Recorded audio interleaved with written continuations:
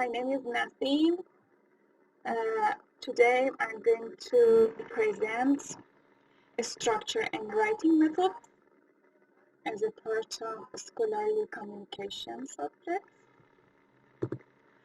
Objectives are to structure documents and their main parts, and also to be aware of writing methods. We will review outline, publication submission requirements, IMR C and IMRD with some example. What is the writing method? Abstract, introduction, results, discussion and conclusion, some important tips, and writing a research proposal, and also I will introduce you few useful links. Preparing an outline is the most important step in the process of producing a manuscript for publication. So any publications, any research paper include building blocks such as parts, chapters, sections, subsections, paragraph, and sentences. The key is these building blocks should not be isolated. You have to connect those building blocks conceptually. And this is important that you always start writing outlines, and then after you fix the outline, you can start writing the paper. After you deciding about what documents you are going to write and submit, what is the topic, what are the outlines, you need to check the publication guideline and format. And this type of guidelines are mostly available in conferences or journals websites. So international conferences and journals, mostly they offer paper templates in the format of LaTeX or Word. And even for the PhD proposal, there are some templates in LaTeX and Word format that you can check and use. It's important to read the rules for document preparation in terms of the maximum number of pages, the format of the paper, even the type of referencing. Those should be taken into consideration before you start to write. Then you can start preparing the sections. Here I'm going to introduce the IMRC or IMRD format. So you start with abstract and then introduction. Introduction is about motivation, is about introducing the concept, addressing the background or any research work has been done before or a state of the art, and also the main objectives. If your research proposal is about a case study, for example, or an experiment, laboratory experiment, you will definitely need to address material and methods. In this section, you need to talk about your data, the methods, for example, you collected the data, equipment, team, laboratory details, algorithms that you use, for example, evaluation methods, approaches that you apply in this research work. In results section, you will analyze the outcome you obtain. It's about the outcome of your experiment. And conclusion and discussion, it's a summary of your paper. Paper is the heart of your paper, in fact. So you will present the most relevant documents here You also can address limitation in your work and also discussing about the future work. This is one example of a journal article. So it includes title, abstract, introduction, materials and methods. Depending on the topic or the area of your research work, you can talk about the data, you can talk about the approaches and methods you projected, about the evaluations, methods, and empirical results. In conclusion, you will analyze the outcome you obtain. Acknowledgement is optional part if your research work has any acknowledgement, so you can mention here, and then based on the guidelines that you checked for preparing this paper, you need to mention the references here at the end. This is another example of a journal article outline. We have title, abstract, introduction, background subject to the domain of this research work. It can be about banking, it can be about the business intelligence, literature analysis. Here you can discuss about the research have been done about this specific topic here. Materials and methods, again, the methods and approaches you applied, about your data, about evaluations, so laboratory details, and then you will have conclusion, acknowledgement, and reference. Preparing a main message, in fact, describes your work. So everything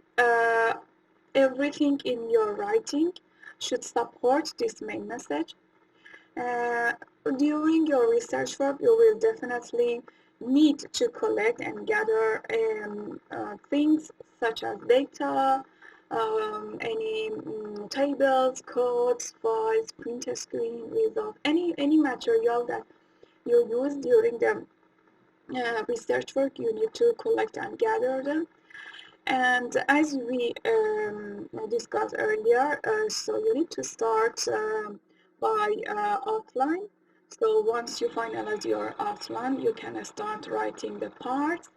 It's good if you start with introduction and try to address some objectives, motivations, state of the art, your main concept in introduction. And then you will write about different parts and sections. Keep the abstract at the end, and again you can come back to the introduction and complete this part. Try to write fast in order to keep the flow. So if you face any typing error or mistakes, you keep it for later or another day. You can come back to that, read it, and correct your typing mistakes, for example, and modify your writing. In abstract, you highlight the major points covered in the paper.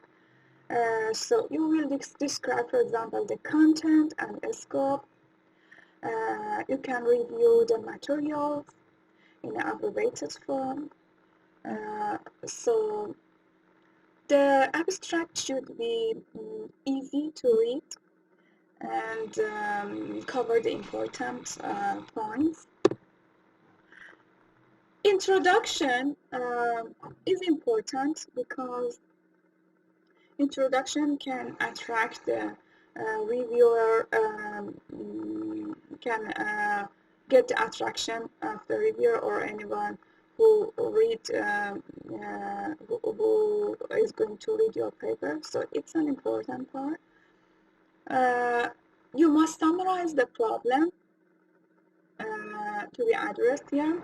You can propose the background on the subject, and you can discuss about the previous research about this topic. Explain exactly what the paper is addressing, why and how. So you need to highlight the motivations for the reader, and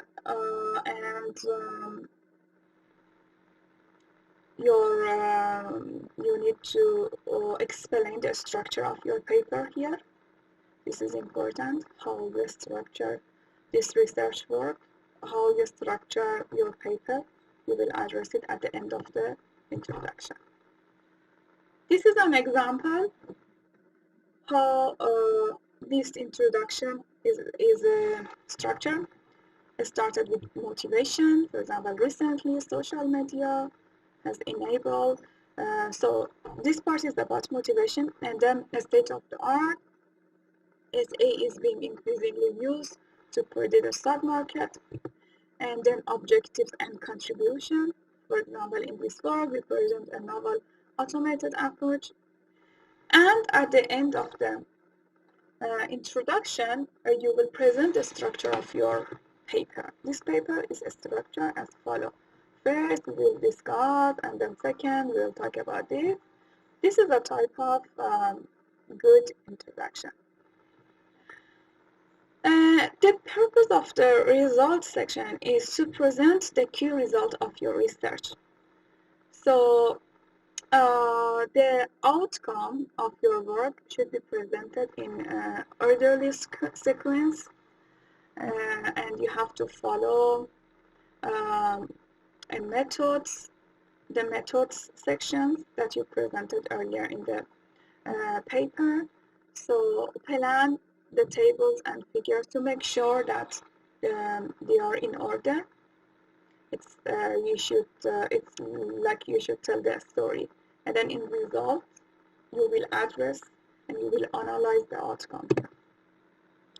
This is an example for the results section. In discussion and conclusion, in fact, discussion presents your interpretations and opinion about this work. You can discuss and explain about findings. You can propose your suggestion for future work. Also, you can talk about limitations you face in this research work.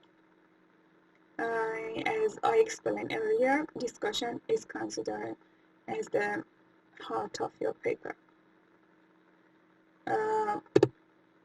This is an example of conclusion part.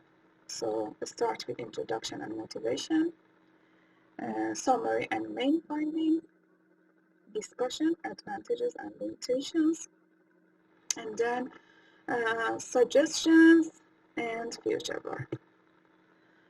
This is another example, starting with introduction. We propose a novel distributed data mining approach. You can summarize the introduction, and then summary of the work, and main findings, discussion, and future work. As the future work, we intend to study scalability issues, for example. Some tips: try to be coherent. For example, be careful where you use, for example, bold or italic font. So this is important issue. The tense also, you have to be careful. Try to use present tense, and future tense should only be used for the future work. Try to avoid oral language using can't, isn't, don't. this type of language is not suitable for an academic writing. It's better you use cannot, is not, do not. For example, using a lot of computation versus vast computations. So try to use academic language and not oral language. It's important that you explain terms for the reader. So your reader may not be very much familiar with that domain or concept. So it's better to explain critical and key terms. Take caution with generalizations. Avoid generalizations. For example, all computer systems have access to the internet. It's better you use most computer systems have access to the internet. Some English example to use with generalizations, but allow expectations, for example, as a rule or for the most part or in general. So in most cases, usually, these are the suitable terms to avoid generalizing an idea. The vast majority of, a large number of, these are important tips. Try to use examples to support your main message. You can use terms such as for instance, for example. You can use figures, tables to support your example or your main message. Using text transitions also very critical. Connect sentences, and you need to demonstrate your paper like a story. Using words such as likewise, in the same way, similarly, in comparisons to present the similarity and comparison. Or using words such as on the other hand, in contrast, mirrorless, despite of, to present the contrast, using words such as first, second, to begin with, later, finally, in order to place order. In order to show cause and effect, you can use some words such as a result, in consequence, because, therefore, since. If you need to refer back to something, you can use, for example, as has been said previously. If you want to use example, as I mentioned earlier, you can use for instance, for example, such as explanation. You can use, for example, in other words, in order to add more sentences or connect two or three sentences in the same concept. You can use also, moreover, furthermore, more importantly. And you can use to conclude, to sum up, in short, in conclusion, in order to present the conclusion of a discussion. Paragraphs are important because paragraphs are type of building blocks of a document. So each paragraph should be about one logical unit, discussion or argument. Size of paragraph also important. Your paragraph should not be very short or very long. And the paragraph should follow the unique idea or discussion. This is also should be taken into the consideration. Use punctuation. In particular, you can use punctuation to separate parts, to give a brief to the reader, to separate long sentences. try to use direct scientific writing. So avoid using so many sentences to present an idea.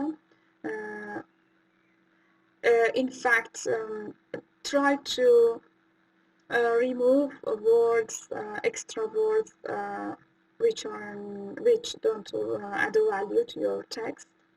For example, it is possible that you can use could, it might, for example, or at this point in time you can use now. Try to make it simple and easy to read.